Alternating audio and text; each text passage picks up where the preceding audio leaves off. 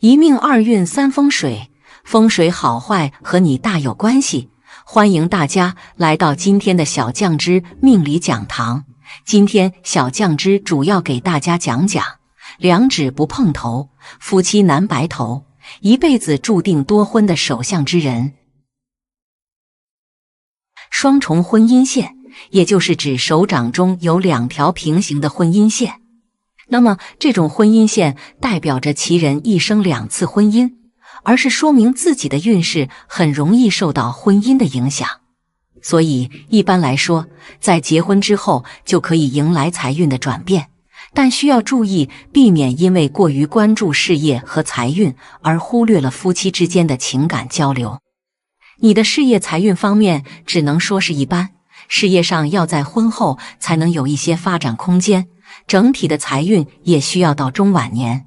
身体上要注意呼吸系统方面，此手相一旦遇到挫折，都比较容易急躁，心态的调整对你来说也很重要。感情婚姻方面，你会晚婚，经历的恋爱次数不会多，正缘会晚一点，27岁左右会遇到你的正缘。第二，6个富翁的手相特征，占3个的人至少小康。一，手掌柔软有肉。如果一个人的手掌柔软有肉，几乎看不到青筋和血管暴露，这种人大多属于先天有福之人。为人聪明能干，头脑清晰灵活，无论做什么都能做得比较出色，在事业上容易成功。财运极好，尤其是偏财运，非常的有投资方面的眼光和天赋。二，有贵人线。所谓的贵人线又叫做生命辅助线，指的是在大拇指的下方有一条圆润清晰的弧线纹。此纹长得较为清晰显眼的人，大多贵人运非常好，在事业和生活中经常容易得到贵人的帮衬，特别是每次遇到困难，总有贵人助其渡过难关。三，小手指长而不歪斜。小指代表了一个人的社交与表达能力，它标准的长度是到无名指的第2指节。小指过长的人多半善于辞令，应变力强，这种指型最常出现在一些政治家的手上。而小指短的人较不善于表达，话说得少，事做得多，为人亲切富同情心，属于心地好的人。小指越长，说明你更有才华和财富运，处事作风也会更加圆满。拥有一个直长的小指是非常幸运的，但是小指长度接近无名指的长度，则表示特别喜欢出风头，过犹不及。四，财运线六绣纹清晰。六绣纹在西洋手相又称成功线、太阳线，中国手相学中称为偏财纹、禄合纹、异禄纹。此纹主要为出现在无名指下肢掌上直纹。小指下肢直纹亦称六绣纹，而西洋手相称之为水星线。一般所谈的仍是以无名指下肢六绣纹为主。此线代表意义良多，如贵人运、智慧强、有偏财运、异性桃花、第六感之灵感强、有名声、事业上之幸运，还有健康运等，更属于老年运家，给人生有完满的结局。六绣纹的出现均代表吉兆，如果无名指下肢六绣纹很长又清晰、明显、秀气，中国手相又称为禄马纹。凡有此纹者皆主富贵，天下一品。即使遇柱纹不算太好，也能一生平顺享福。五，手掌有财库。手掌中的财库指的是手掌心的纹路交叉成三角形或方形的闭口。掌中财库较为明显的人一般财运极好，属于天生的富贵命格，挣钱也比较的容易和轻松，不用太辛苦，能够积攒下丰厚的家业。而且这种人一般不喜欢受人管束，不喜欢替别人打工，喜欢自己创业，凭借着自己的才能，往往能够把事业做得风生水起，收益不菲，日子也是越过越富。六，掌心藏水。你可做个试验，先把手伸直伸平，就是放在水平位置上，然后把杯子中的水倒在手掌中央，1分钟后观察留在手掌中央的水，看看有多少。水的多少代表你的财富多少。所谓的掌心藏水，指的是手掌平摊开，掌心部位凹陷下去，倒一些水放在手心也不会溢出来。这种人善于理财，也比较的喜欢存钱，能够积攒下丰厚的家业和财富，属于典型的发财手。第3，面向12宫福禄解。第1宫命宫，也就是我们常说的印堂，看名字便知，它是决定我们命运的最重要部位。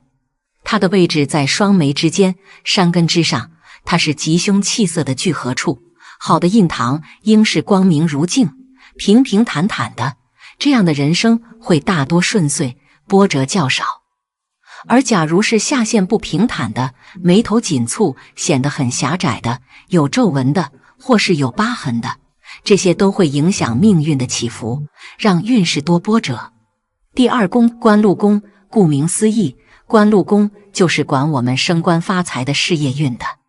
它的位置在印堂之上，前额的正中间，经常有不知道的人把这位置跟印堂弄混的。同样的，这里长相上要求要丰隆平满，光润开阔，颜色上明黄发亮者最是好相。其他额头短小不平有皱纹颜色不好者都会影响运势。第3宫福德宫在前额左右眉毛的上方，专业上称为天仓，它管的是人的福气。如果前额的天庭和下巴的地廓相对，又同样都丰满无缺的话，这人必然是五福具备，长寿健康，生活康宁的，将来还能寿终正寝，死得安详，是属于福气的长相。第4宫兄弟宫，兄弟宫指的是眉毛的位置，古时用来看兄弟间的关系等，比如二眉离得太近，杂乱相交者大多兄弟越强，手足相残。而现代人大多是独生子女，不用考虑这点，但可以引申开为看平辈间的关系及感情。眉头上方为交友部位，不宜有不好的纹路及疤痕。第5宫财帛宫，财帛宫指的是鼻子，女的也叫夫宫，代表的是财富与事业的位置，所以我们才经常说男鼻看财，女鼻看夫运，就是如此。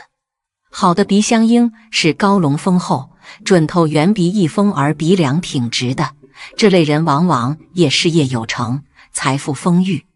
其他的诸如歪斜弯掉、肩脖侧反露、骨露孔等等类型的鼻子都是不好的类型，颜色上若布满红丝或气色清暗，属于有疾病或要破财的征兆。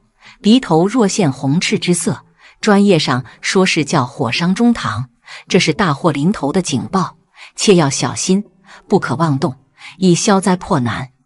第6宫田宅宫，顾名思义，田为田地，宅为房屋，它管的是我们的固定资产。它的位置在眉眼之间的上眼睑，与额头相似。田宅宫长相上也要求以宽广丰盈为佳，不仅有利于置产，还影响人缘。那些塌陷窄薄的相，大多性情急躁，人缘不好，一定程度上还影响事业的发展。第7宫妻妾宫，也叫做夫妻宫，位置在眼睛的尾部尖门的部位。同别的部位一样，这里也要求平满丰隆为好。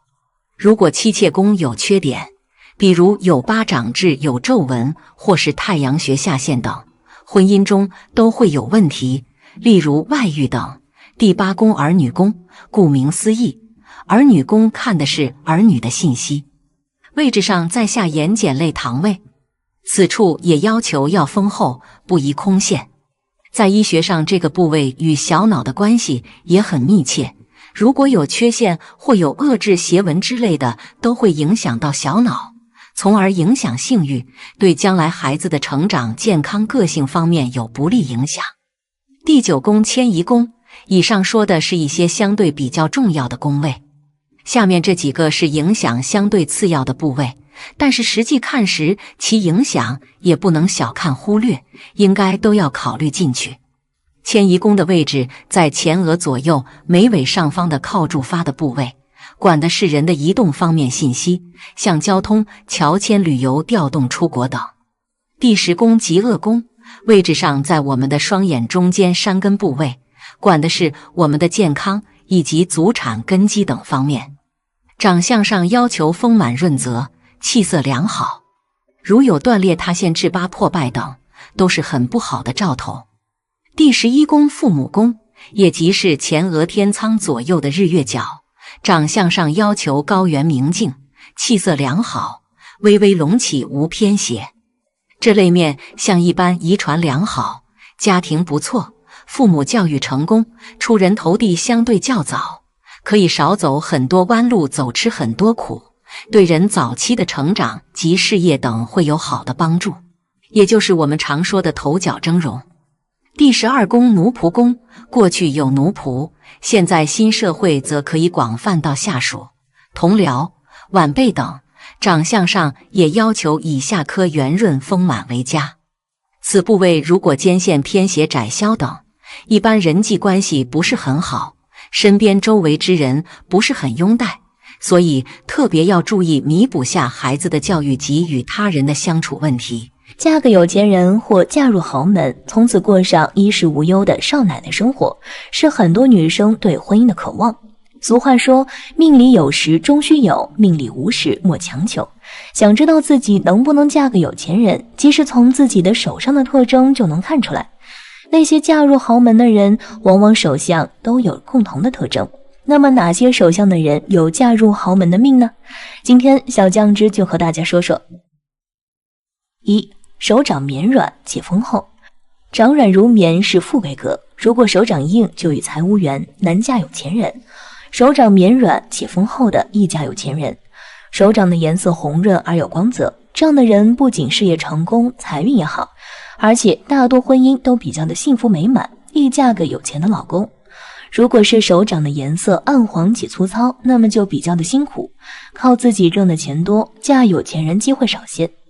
2. 手掌并拢没有缝隙，如果一个女人的手掌比较的厚实，五指并拢之后没有任何的缝隙的话，这种手相也是非常不错的。五指并拢没有缝隙的女人，说明命中财运较好，会拥有丰厚的积蓄和产业。而且这种手相的女人，大多原生家庭也非常的不错，父母非富即贵，会给他们提供一个温馨舒适的生活环境。所以一路走来顺风顺水，将来也能够找到一个门当户对的家庭。五指并拢没有缝隙的女人经济比较独立，虽然她们能够嫁进富贵的家庭，但是婚后仍然会努力的去打拼赚钱，帮助丈夫在事业上取得更好的发展。所以这类女人不仅能够嫁入豪门，还很旺夫，婚后会给丈夫带来很多的帮助。3. 手掌红润有光泽，这种手相的女性在事业上是成功的，而且个人财运也非常的不错。结婚之后，老公对自己疼爱有加。如果手掌比较粗糙，就说明这样的女性就是一个苦命人。即使自己赚钱能力很强，但是想嫁个有钱的男人很困难，因为这样人的手掌一看就知道是经常干农活粗活的，日子过得非常的艰苦。4. 十指纤纤，在我们观察一个人的运势发展情况的时候，其实可以从一个人手部的情况去观察。如果一个人的手部皮肤非常的细滑的情况下，说明这个人本身就是一个生活条件相当不错的人，十指不沾阳春水，在生活上有人照料，所以会是一个富家小姐的手相特征。所以一般这样的人今后是可以找到一个门当户对的人家进行联姻的。5. 指节很细的，在我们的手相分析当中，如果一个人的手指长得很纤细的话，说明他会是一个平常不用怎么干粗活的人，相对来说，那种手指很粗壮的就会是经常要做家务、做苦力的一种手相特征。所以这样的人他会是比较命苦的，而且婚姻运势也不顺利。所以那种手指纤细的人命好，运势也好，今后也能够容易嫁得一个好夫君。6. 手背有窝窝的，在我们平常的生活当中可以观察到，如果一个人的手背会是凹进去的情况，其实这是属于一种典型的富贵手相特征。一般会拥有这种特征的人，不但自己的财运好，婚后还能够带动夫家的财富运势发展，是一个非常旺夫的首相特征。所以这样的人今后的婚姻运势也会是发展的比较顺利的，能够得到公婆的认可和丈夫的宠爱，所以夫妻感情和睦，家庭情况和谐。鸡手部皮肤，关于这一点大家应该也会了解到了，因为这样手相的人大多出生在家庭条件很好，并且气质好，外形条件也非常不错，所以这样的人在生活当中的异性缘会是非常不错的，桃花运也很旺盛，所以这样的人能够吸引到很多优秀异性的注意，最后选择一个各方面都比较优越的人，一同步入婚姻的殿堂。8. 事业线比较短，通常来说，能够嫁进豪门的女人事业线都比较短，因为这类女人并不看重自己的事业，更多的是姻缘。事业线比较短的女人没有远大的抱负和理想，对待工作也不是特别用心，而是会花费心思去打扮自己，以此来吸引到豪门富贵的关注。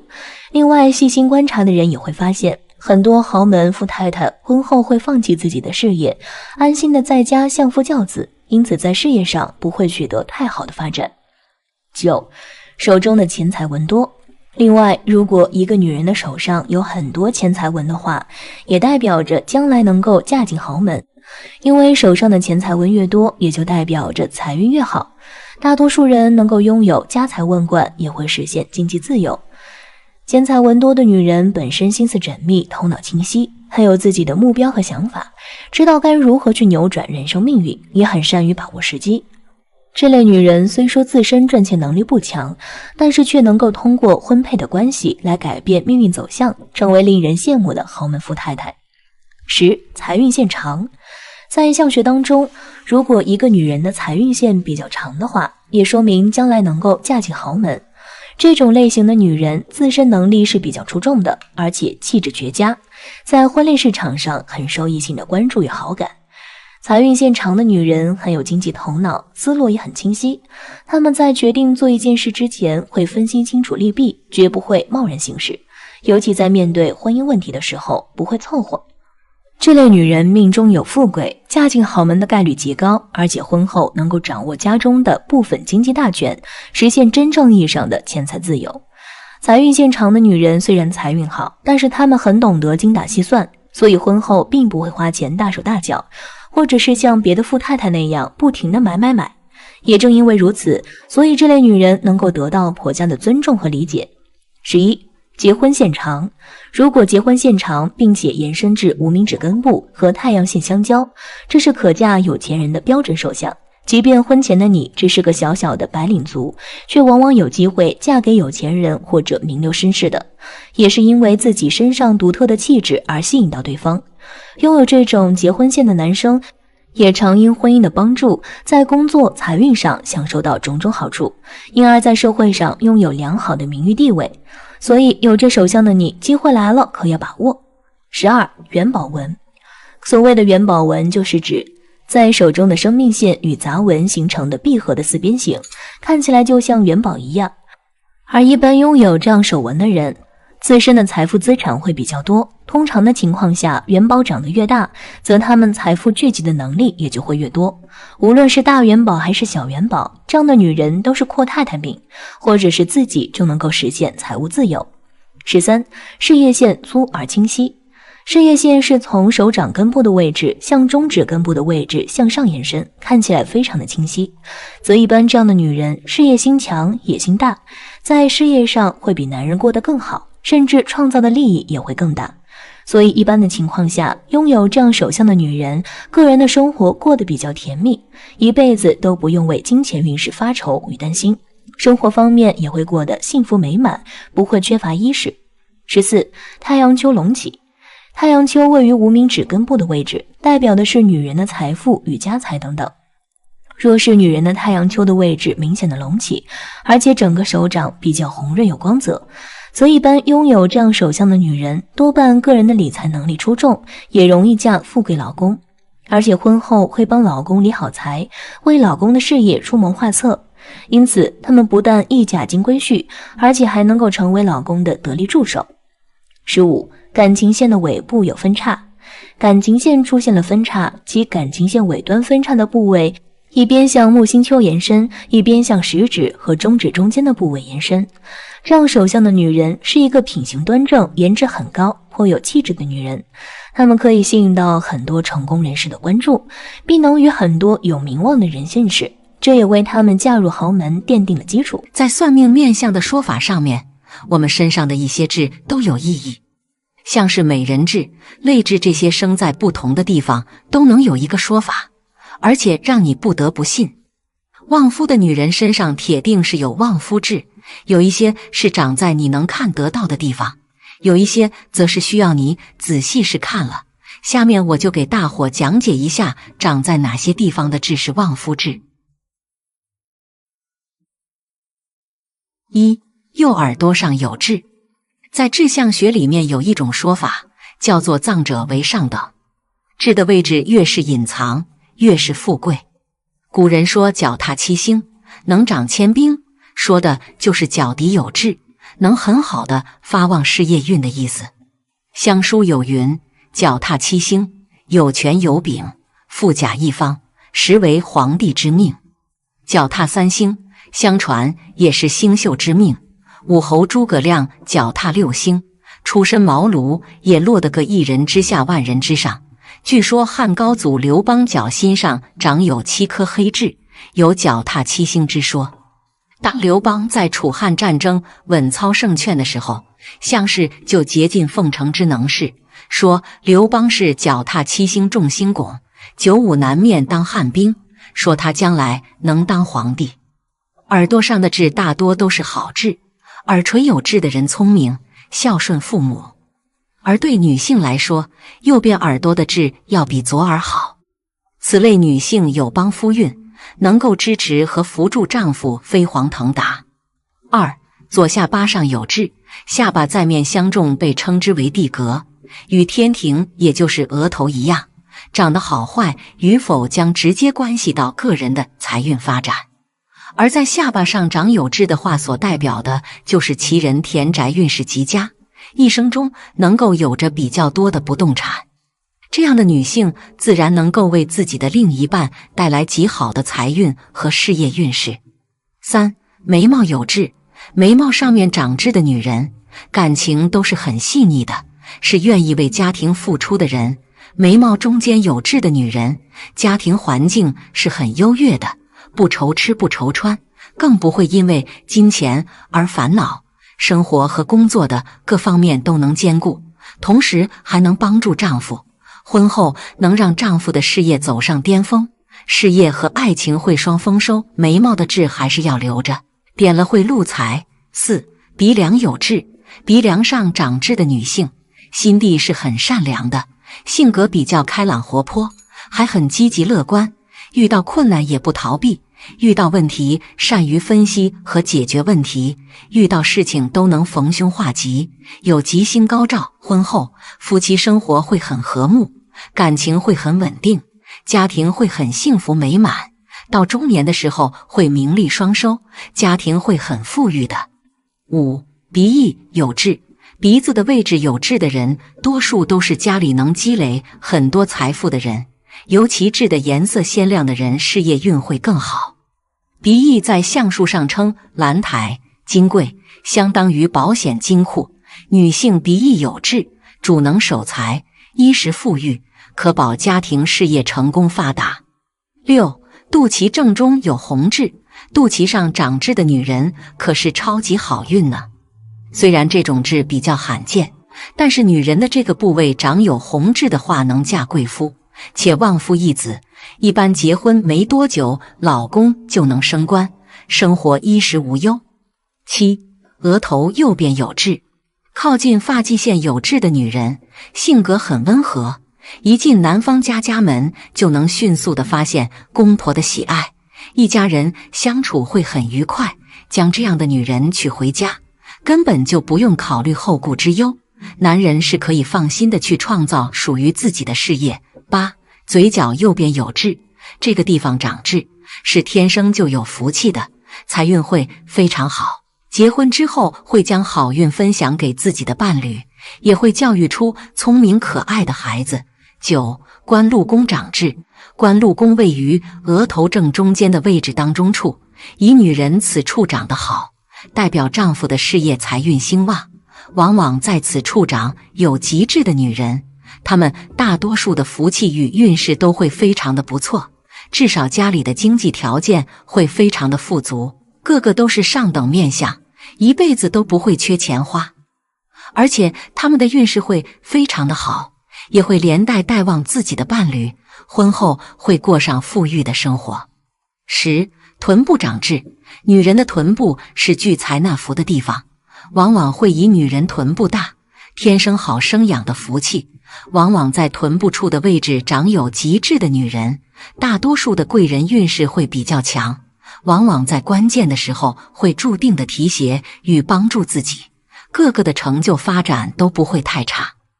而且在臀部长有极致的女人，她们命中有贵子，天生好命，以后的福气发展只会越来越好，少不了大赚特赚，经济上富足。11. 下巴长痣，下巴及地格，代表的是他们的晚年运势与个人的聚财力大小等。而且女人的下巴是家里的聚财的地方，以下巴长得饱满厚实有肉为福气。若是女人的此处长有极致，则往往大多数的情况下，他们个人有理财聚财之道，只要是把钱交到他们的手里，就一定会被打理得井井有条，一富几代人，所以他们的日子一定不会过得太差，吃穿不愁。12. 左眉长痣，在相学当中，往往会以眉毛内的痣有眉里藏珠的意思，往往大多数的情况下，以女左男右为福气。而一般痣长在左边的女人，往往她们个人的运势才能会非常的出众，天生好命，自己有钱花，有福享，懂得如何与身边的人友好的相处，是全家人的精神后盾，家庭关系和睦美满。越是往后，丈夫以后的财运发展也就会越旺，是典型的旺夫痣。13. 鼻头有痣，女人鼻头上长有痣有旺夫运，鼻子长痣也是比较常见的痣象。不过如果是长在鼻梁、鼻翼上的痣，代表的运势含义是很糟糕的，是破财的象征。但是如果女人鼻子的鼻头长痣的话，代表其财运极佳，且善于理财。因为鼻子是面相中的财帛宫，鼻头代表正财，鼻头长痣代表正财运很稳定，结婚之后家庭经济也会很稳定。14.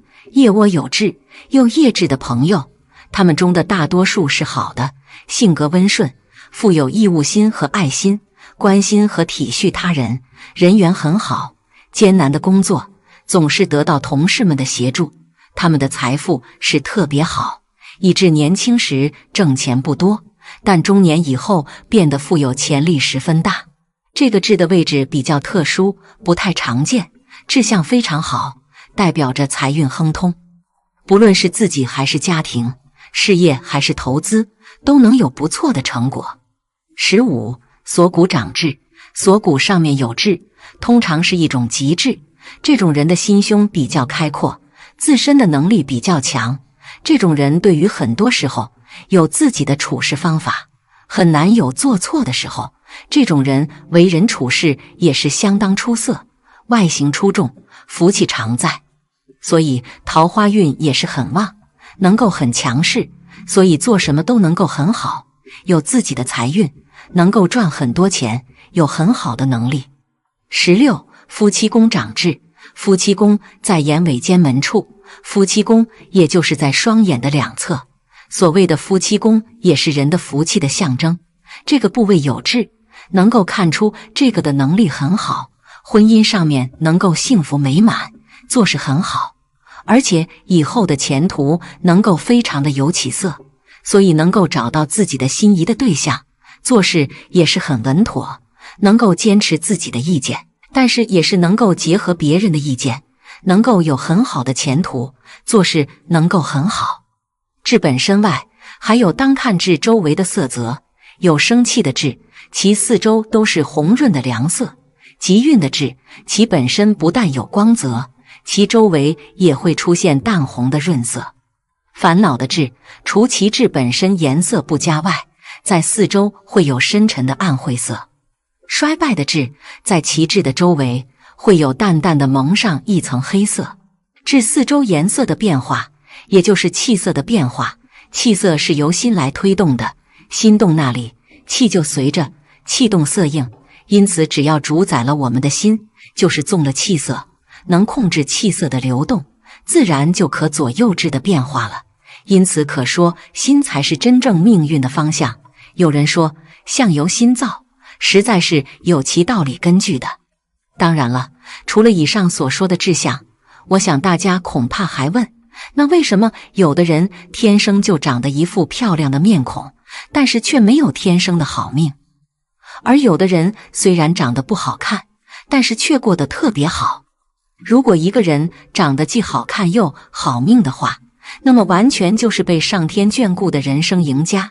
想要知道什么面相的人是被上天眷顾的吗？现在就跟我一起来看下吧。1.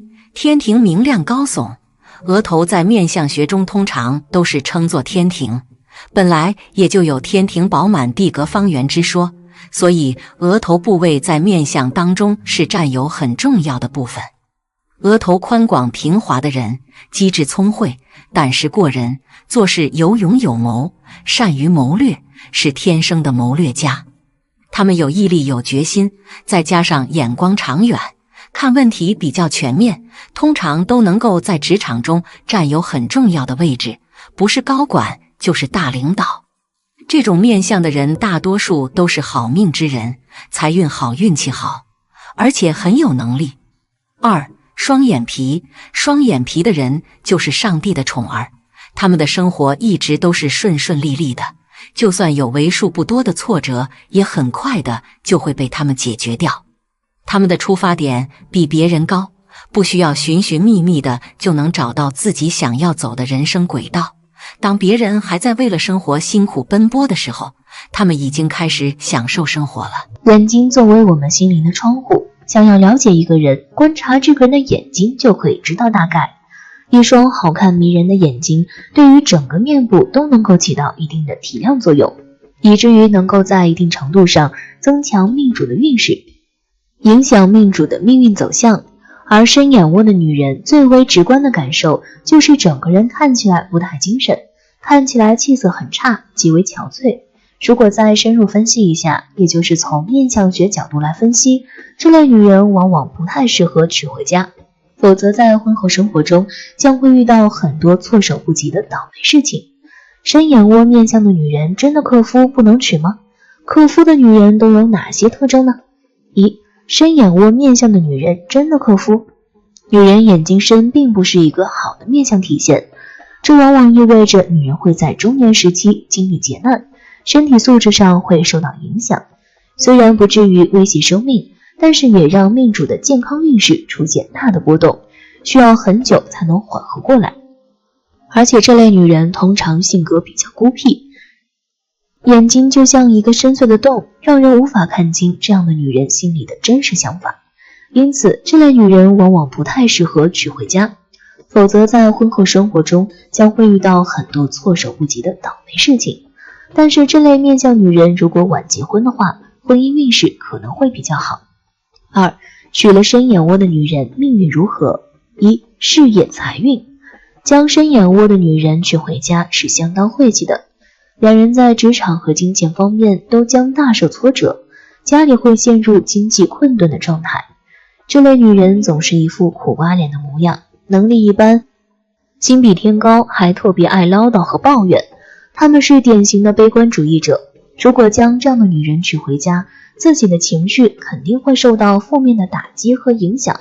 夫妻俩在职场中表现的都会特别的差，还有可能会丢掉工作，这样家里就会失去了经济来源，非常的可怕。另外，这类女人胆子很小，能力不足，还很容易上当受骗。她们很有可能会将家里的积蓄拿去购买来历不明的理财产品，还有可能会陷入电信诈骗案件中，到最后都会导致家里一贫如洗。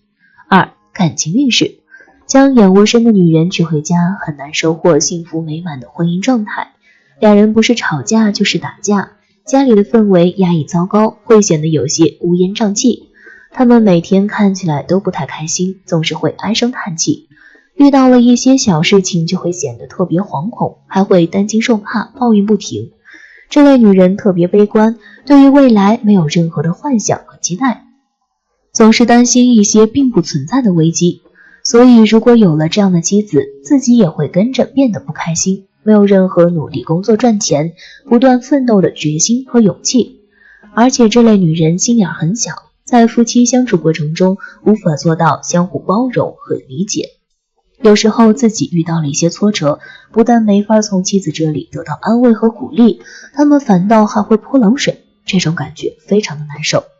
所以对于广大男性来说，看到眼无深的女性要学会及时远离，不要与其谈恋爱结婚。3. 健康运势。将眼无深的女人娶回家，将拉低个人的健康运势，到最后夫妻俩都没有办法健康长寿。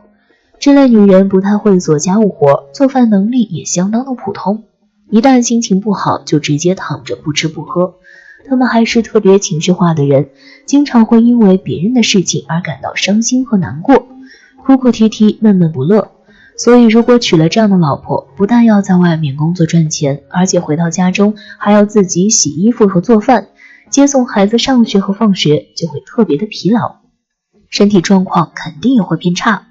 当然还有非常重要的一点，就是这类女人特别的晦气，会拉低丈夫的健康运势。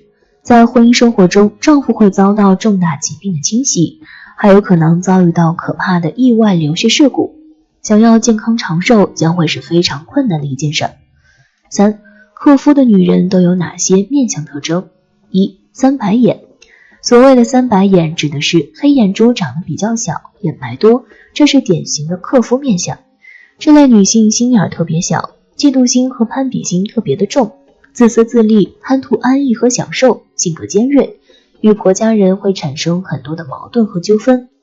她们不孝顺父母，子息运势惨淡，婚后无法为丈夫生儿育女，而且一点也不贤良淑德，基本上大多数时间里都是躺在家里睡觉看电视，或者是出门和小姐妹逛街消遣。